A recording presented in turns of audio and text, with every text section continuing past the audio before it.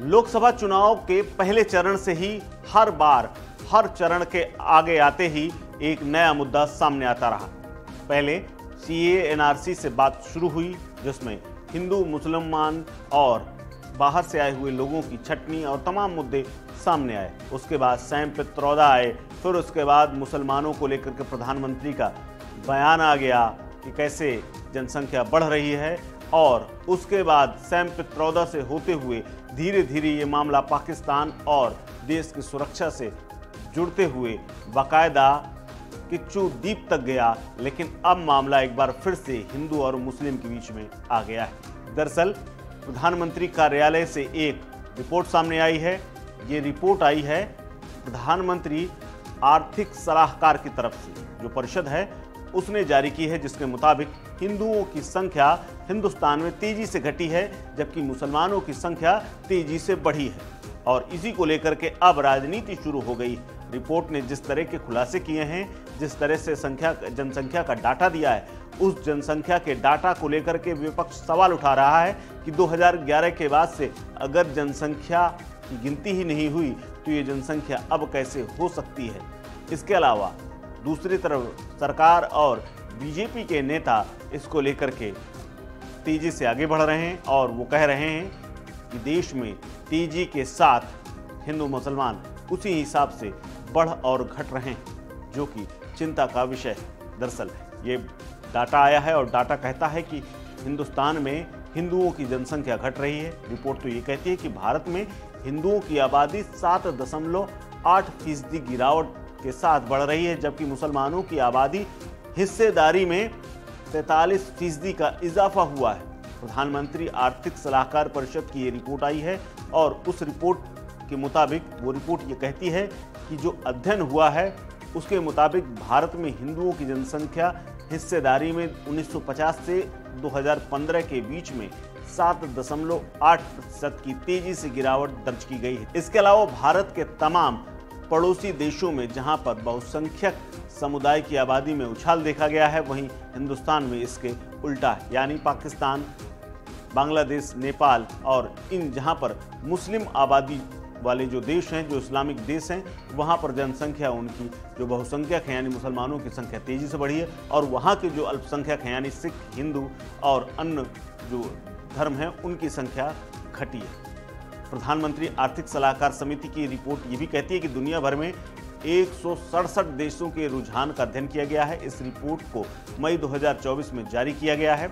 Report के मुताबिक एक और जहां भारत में बहुसंख्यक हिंदुओं की आबादी हिस्सेदारी के हिसाब से कम हुई है, वहीं मुस्लिम, ईसाई, बौद्ध और सिखों समेत तमाम लोगों की जो अल्पसंख्यक समुदाय के तौर पर आते हैं उनकी जनसंख्या बढ़ी है।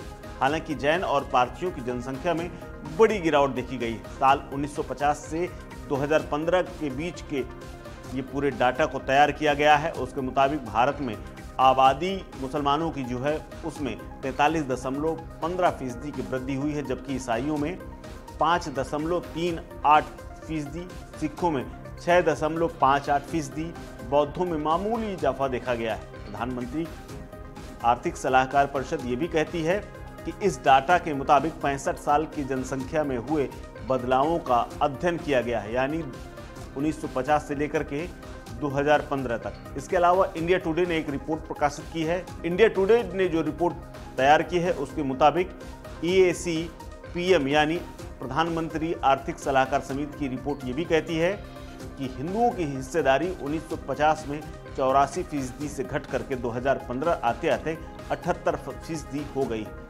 जबकि इसी अवधि में 65 सालों में मुसलमानों की हिस्सेदारी जो कि कभी 9.84 हुआ करती थी, वो बढ़कर 14.09% हो गई।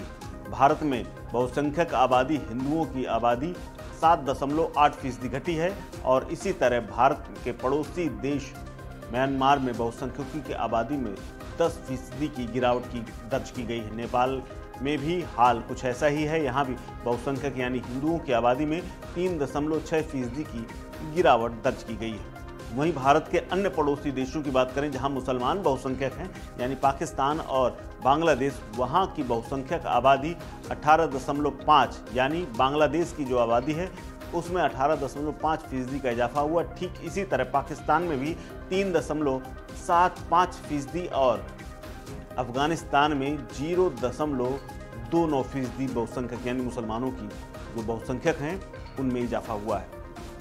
इसके अलावा मालदीव का जो डाटा है उसमें भी बहुसंख्यक आबादी जो कि सुन्नी है उनमें 1.47% की गिरावट दर्ज की गई है।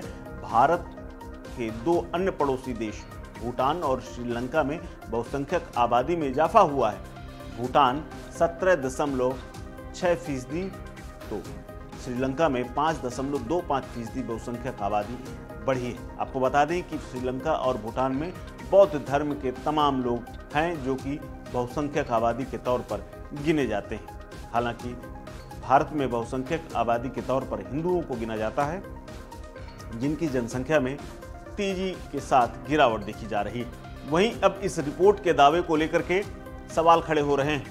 प्रियंका गांधी ने इसका जवाब देते हुए कहा है कि ये सवाल अपने आप में बड़ा है कि ये रिपोर्ट आई कहां से। दरअसल रिपोर्टर ने जब उनसे पूछा कि ऐसी रिपोर्ट आई है, आपका क्या कहना है, तो उन्होंने उल्टा ही सवाल पूछ लिया कि आखिर ये रिपोर्ट आई कहां से और अब क्यों आई।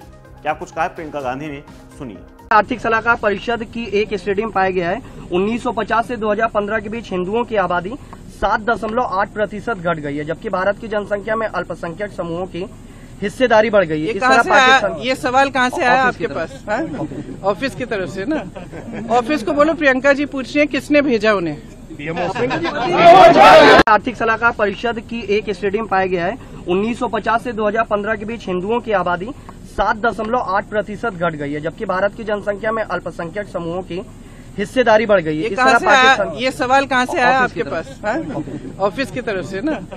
ऑफिस को बोलो प्रियंका जी पूछ रही हैं किसने भेजा उन्हें। दरअसल ये पूरी रिपोर्ट आने के बाद अब राजनीति तेज तो हो ही गई है, लेकिन बीजेपी इसमें माइलेज लेने की पूरी कोशिश कर रही है। हालांकि चौथे चरण के लिए मतदान अब होना है, लेकिन उससे पहले ये रिपोर्ट आई है और उसके बाद एक बार फिर से हिंदू और मुसलमान की आबादी को लेकर के एक नया मुद्दा छिड़ता हुआ नजर आ रहा है। अब देखना है कि इसका असर चुनाव में और वोटिंग में कितना पड़ता है, क्योंकि चुनाव के बीच में आई ये रिपोर्ट चौंकाने वाली है। इस खबर में फिलहाल इतना ही। अपडेट्स के लिए बने रहिए वन इंडिया हिंदी के साथ। नमस्कार।